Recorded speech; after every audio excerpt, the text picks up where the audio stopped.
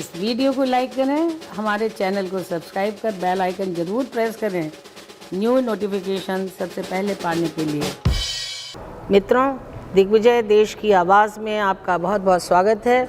आज मैं हूँ कुंभ नगरी हरिद्वार में और मेरे साथ हैं 5 जन्य के वरिष्ठ संवाददाता जो कि उत्तराखंड को रिप्रेजेंट करते हैं और बहुत ही सीनियर यहाँ के जर्नलिस्ट हैं, श्री मनोज गहतोड़ी जी। आइए उनका स्वागत करते हैं। मनोज जी, आपका बहुत बहुत स्वागत है। बहुत बहुत धन्यवाद मैडम। मनोज जी, पूरा देश इस वक्त जो उनकी धड़कनें हैं, जो उनकी आत्मा है, वो इस समय हरिद्वार से जुड़ी हुई है और जो कोरोना का कहर है उससे सब चिंता में है कि हम यहाँ पर जाएं अथवा नहीं जाएं। देखिए, कुंभ मेला हर 6 वर्ष बाद अर्ध कुंभ होता है और 12 साल बाद पूर्ण कुंभ होता है। मैंने प्रत्यक्ष तौर पर सबसे पहले 98 के कुंभ को देखा जी, और उससे मेरे भीतर एक कुछ भावनाएं जगी जी। और मैंने समाचार पत्रों को देखा, बहुत सारे एडिटोरियल पढ़े और उसके बाद मुझे लगा कि कुछ नया करना चाहिए और जी। इस कुंभ को मैंने बहुत करीब से देखा। जी, तो कई तरह के अनुभव इसमें आए, जैसे नागाओं के करतब मैंने देखे, बहुत सारे ऐसे सन्यासी देखे जिन्होंने कुछ बताया और वही सब हो गया।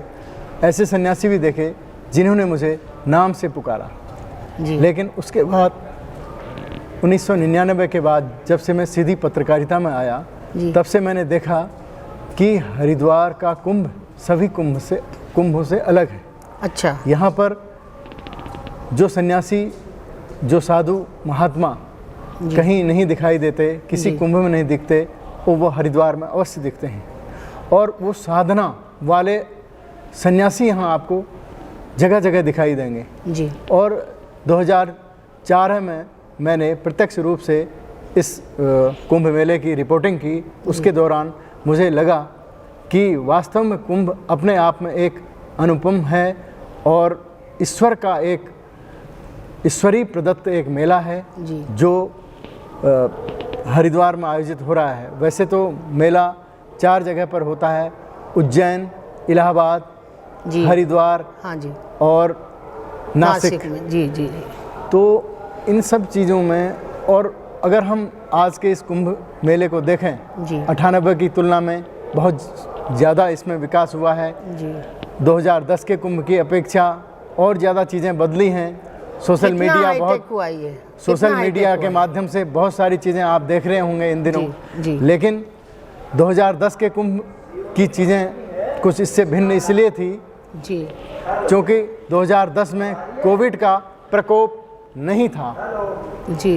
कोविड का प्रकोप होने के चलते थोड़ा सीमित तो ये हुआ है जी, लेकिन उसके बावजूद भी व्यवस्थाओं में किसी तरह की कोई समस्याएं नहीं हैं जी, और बहुत अच्छी व्यवस्थाएं हैं। यहाँ पर आप देख सकते हैं मीडिया सेंटर बना हुआ है, यात्रियों के आने जाने की व्यवस्थाएं सब हैं, सोशल डिस्टेंस का भी पूरी तरह से ख्याल रखा जा रहा है। हाँ जी।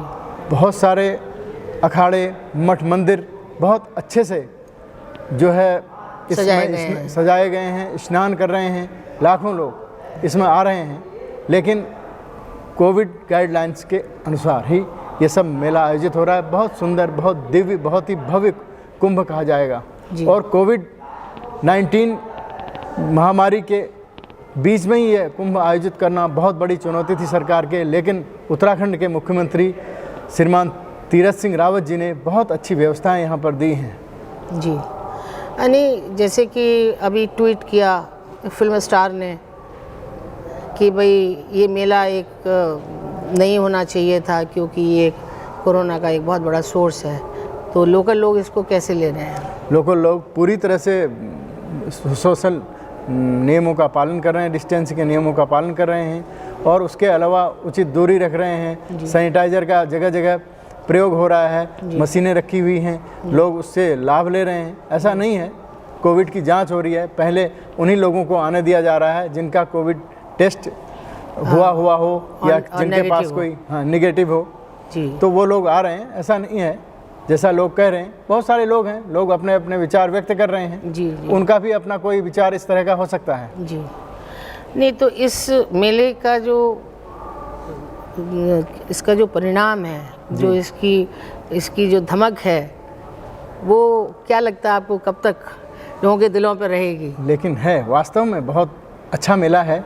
लोगों को, आध्यात्मिक लोगों को यहाँ से बड़ी ऊर्जा मिलती है। ऐसे ऐसे संतों के दर्शन होते हैं और इसके लिए तो लोग वर्षों से तैयारी करते हैं कि कुंभ मेले में जाएंगे, वहाँ संतों से मिलेंगे, उनका आशीर्वाद लेंगे। तो इसी तरह से चल रहा है, बहुत अच्छा मेला है। और इस समय जगह जगह पंडाल लगे हैं और कथाएं हो रही हैं और एक मतलब विश्व कल्याण के लिए भी एक तरह से प्रार्थनाएं सब जगह से हो रही हैं। नहीं, वो क्या तो कहते हैं आप? नहीं, वो तो सब है ही, लेकिन इस बार क्या है कि जिस तरह से पहले अखाड़ों को, मठ मंदिरों को, संस्थाओं को ज़मीन जो अलॉट की जाती थी स्पेशली जहाँ पर भक्त लोग आते थे, इस बार वो चीज़ आपको इस मेले में नहीं दिख रही है। क्योंकि आश्रमों में ही रह करके उनको, आश्रम के प्रबंधकों को कहा गया है कि सोशल डिस्टेंस का पालन कराते हुए ऐसे भक्तों को आप वहाँ बुलाएं जो स्वस्थ हों और कोविड से के खतरे से जिनको पता हो, जानकारियाँ जिनके पास उपलब्ध हों, वही लोग उसमें आए। और उसी तरह से मेला चल रहा है, बहुत बढ़िया मेला चल रहा है। और आश्रमों में वो सारी व्यवस्थाएं हैं और ऐसे आपातकालीन प्रबंध भी आश्रमों ने किए हैं, साधु संतों ने अपने आश्रमों में किया हुआ है पूरा आयोजन। और कोविड की वजह से आप देख रहे हैं पूरे विश्व में इसका प्रभाव तो दिख ही रहा है, लेकिन कुंभ मेले में भी इसका प्रभाव आप देख सकते हैं। नहीं, यानी क्या कोविड बढ़ेगा जो लोग यहाँ आएंगे उनके कारण? लेकिन मैं तो ये कहूँगा कि कोविड जब जांच बाहर से हो रही है, होके जो लोग आ रहे हैं, सर्टिफिकेट लेके आ रहे हैं, तो फिर कोविड होने का मतलब नहीं है। उसके अलावा जो है यहाँ पर ऐसे उचित प्रबंध किए गए हैं, नहीं तो अभी तक यहाँ की स्थितियाँ बहुत भीषण होती। सोशल डिस्टेंस का जो है पालन नहीं होता तो ये व्यवस्थाएं बिगड़ सकती थी। जी, तो एक तरह से बाहर के लोग यहाँ अच्छे से आ सकते हैं, कोई डरने की बात नहीं है। बिल्कुल आ रहे हैं, बहुत अच्छे से आ रहे हैं, लोग आ रहे हैं, स्नान कर रहे हैं, जा रहे हैं जी। ये एक अच्छा मैसेज जा रहा है। ऐसा नहीं, इस कुंभ में बहुत ऐसी चीज़ें हुई हैं, लोगों ने उसको देखा है, बहुत अच्छे से पेशवाइयाँ निकली हैं, लोग वर्षों से जिनका इंतज़ार करते थे वो सब चीज़ें लोगों ने देखी हैं, बहुत अच्छा लगा है। लोगों में एक पहले तनाव का माहौल कोविड की वजह से बन गया था, कुंभ के होने के बाद माहौल बदला है, लोगों में एक सकारात्मक ऊर्जा का संचार हुआ है। लोग जो अवसाद से घिर गए थे वो सब कुंभ की व्यवस्थाओं से, इस आध्यात्मिक ऊर्जा से लाभ ले रहे हैं और बहुत अच्छा दिव्य सकारात्मक ऊर्जा उनके भीतर जा रही है, लोग प्रसन्नता महसूस कर रहे हैं। जी, तो ये जैसे हर बार तो 3-4 महीने का होता था, अब की बार ये छोटा हुआ और ये मेला जो है विश्व स्तरीय भी है, लोगों की लाइफलाइन भी है, मतलब जीविका का भी एक साधन है। तो ये समय कम होने से यहाँ के लोकल लोगों पर क्या असर पड़ेगा? नहीं, देखिए, ये तो आप जानते ही हैं कि पूरे विश्व भर में कोरोना महामारी का प्रकोप है जी। और कोरोना महामारी के बीच इस चुनौतीपूर्ण मेले को जी प्रस्तुति करना, इसकी व्यवस्थाएं बनाना बहुत मुश्किलों भरा था, लेकिन सरकार ने बहुत अच्छी व्यवस्थाएं की हैं और यहाँ के लोकल लोगों को कोई परेशानी ना हो उसके लिए उनके लिए एक नियम बनाए गए हैं और वो सब उसको फॉलो कर रहे हैं और अच्छा हो रहा है। अच्छा, अब एक आखिरी प्रश्न कि इस मेले की खासियत क्या है? मेले में तो देखिए, खासियत तो ये है कि ये 12 वर्षों में होने वाला आध्यात्मिक मेला है और इस साधु संत इसी मेले में आते हैं और स्नान करते हैं जी, लोग उनसे जुड़ते हैं जी और आध्यात्मिक ऊर्जा का लाभ लेते हैं। यही है इस मेले की खासियत है जी। लोगों में आस्था का संचार होता है। और लोग कहते हैं कि कुंभ में आने से हमारे पाप धुल जाते हैं, हमारे पूर्व जन्मों के कुछ, तो आपको इस पे क्या कहना है? जो ये भावना रहती है कि हम गंगा जी में स्नान करेंगे तो हमारे पाप धुलेंगे, देखिए, ये तो शुभ तिथि पे स्नान करेंगे, तो एक ब्राह्मण होने के नाते आप बताइए। तो इसमें तो मैं यही कहूँगा कि ये तो आध्यात्मिक परंपरा हजारों वर्षों से चली आ रही है, लोग आध्यात्म को मानते हैं। तो आध्यात्म तो अपना स्वयं का है ना, भीतर की मन की ऊर्जा है। मन की ऊर्जा से पैदा हुए विचार हमको आध्यात्म की राह पर ले जाते हैं और आध्यात्मिक आध्यात्म की यही सुंदरता है कि वो सबके साथ समन्वय करके आध्यात्म चलता है और आदमी अच्छे कर्मों की ओर प्रवृत्त होता है, बुरे कर्मों को छोड़ता है। जी, और कुछ बताना चाहेंगे आप? जी, धन्यवाद। धन्यवाद।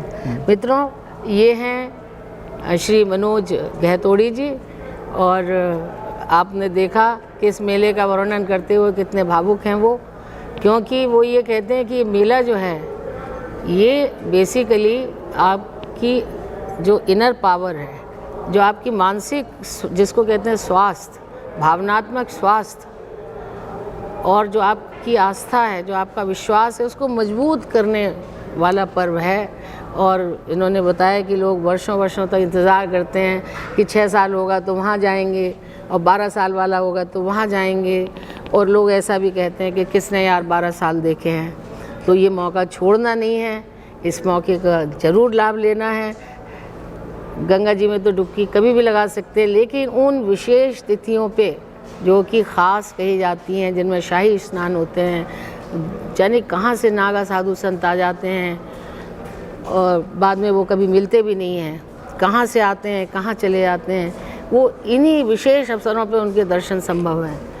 और जब आप आएंगे तो आप इन सब चीज़ों को स्वयं महसूस करेंगे। आज के लिए बस इतना ही। कैमरामैन सुनील गौतम के साथ मधु श्रीवास्तव का नमस्कार। नमस्कार मनोज जी। धन्यवाद, आपने मुझे अवसर दिया। Thank you.